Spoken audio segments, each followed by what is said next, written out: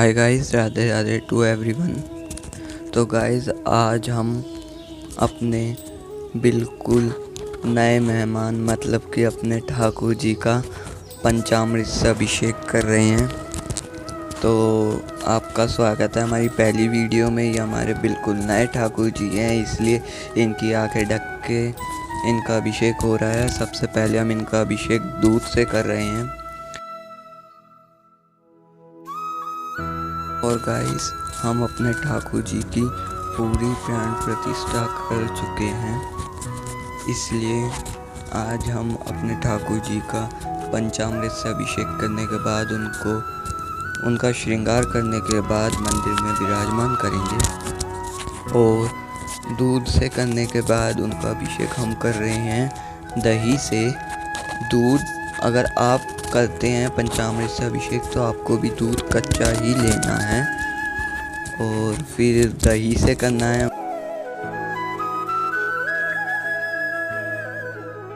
और फिर हम दही से करने के बाद यहाँ पे शहद से इनका अभिषेक करेंगे। आपके घर में जितने भी सदस्य हों सब ठाकुर जी का वो पंचामृत से अभिषेक करें। हमारे भी घर में हम सब मिलके ही इनका पंचामृत से अभिषेक कर रहे हैं। अब हमने शहद से करने के बाद यहाँ पे घी लिया है, घी से इनका अभिषेक कर रहे हैं।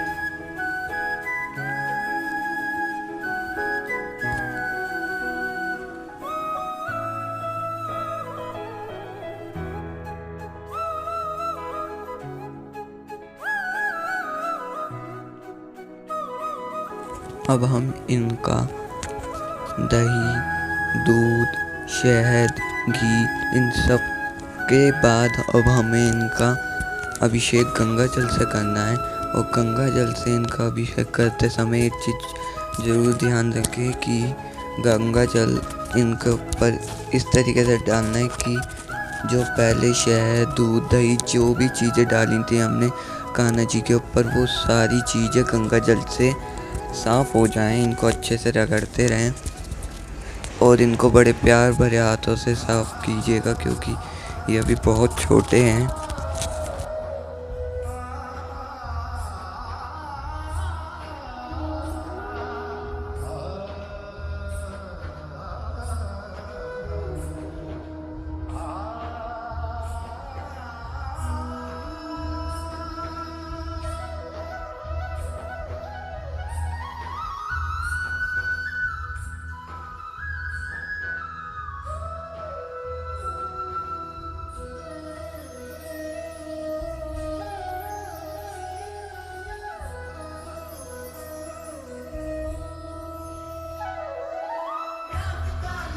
अब हम इनका पंचामृत से अभिषेक करने के बाद इनको एक साफ कपड़े से पूरा अच्छे से साफ करेंगे क्योंकि अब हमें ठाकुर जी को तैयार करना है।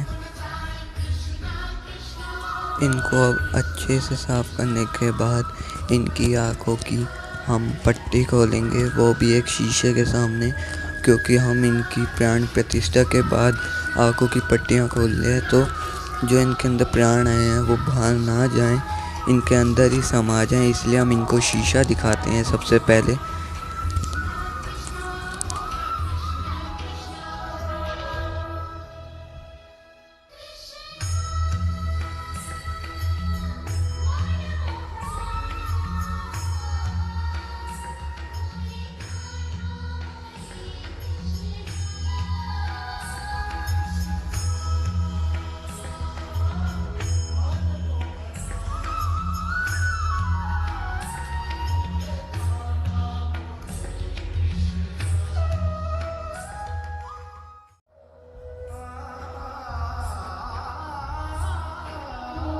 यहाँ पे हमने अपने ठाकुर जी को इनकी प्यारी सी ड्रेस पहना दी है।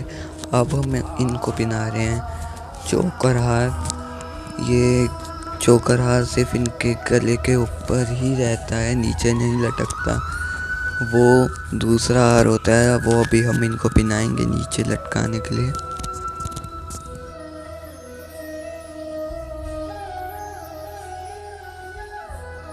आपको हो सकता है कि थोड़ी सी वीडियो क्वालिटी ख़राब दिख रही हो, क्योंकि हमारे यहाँ की लाइट चली गई थी। क्योंकि जब हम इनको अभिषेक करने के बाद, मतलब जब हमने इनका अभिषेक करना शुरू किया है, तो बाहर आंधी आनी शुरू हो गई थी और बारिश भी आने लग गई है। अगर आपको वो देखना है तो मैं उसकी क्लिप बिल्कुल लास्ट में ऐड कर दूंगा कि बाहर बारिश आ रही है।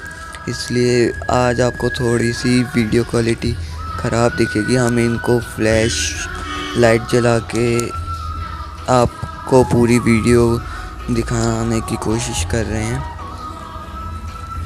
तो ये हमने इनको हार पहना दिया और अब हम इनको पहना रहे हैं इनके कड़े। इनके कड़ों को पहनाने के बाद अब हम इनको पहनाएंगे कानों की बालियां।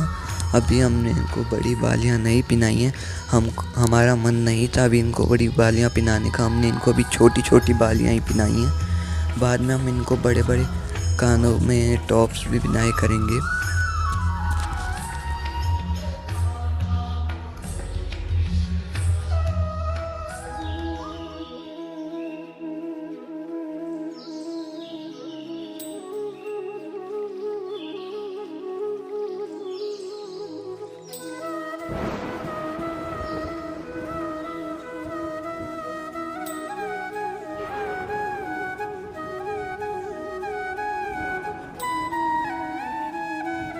अब हम इनको कानों की बालियां पहनाने के बाद इनको विग लगाएंगे। ये हमने घुंघराले बालों की विग ली है। ये अभी थोड़ी नई है, इसलिए ये बाल पूरे अभी नीचे नहीं बैठ रहे हैं।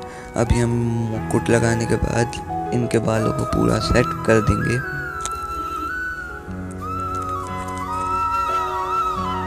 ये बाल लगने के बाद ही इनका लुक कितना प्यारा लगने लगा है।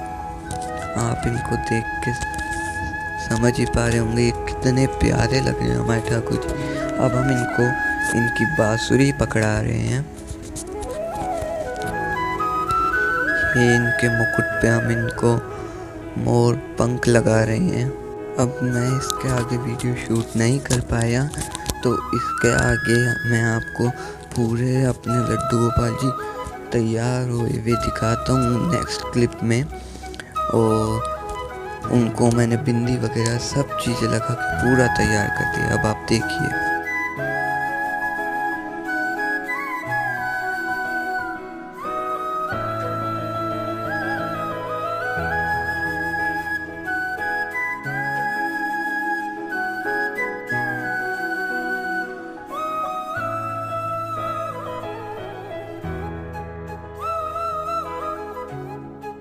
तो देखिए, जैसा कि मैंने आपको बताया था कि बाहर बारिश हो रही है, तो आप बादलों को देख के समझ ही सकते हैं कि बाहर हल्की बहुत बारिश हो रही है और यहाँ पे आंधी भी आ रही है।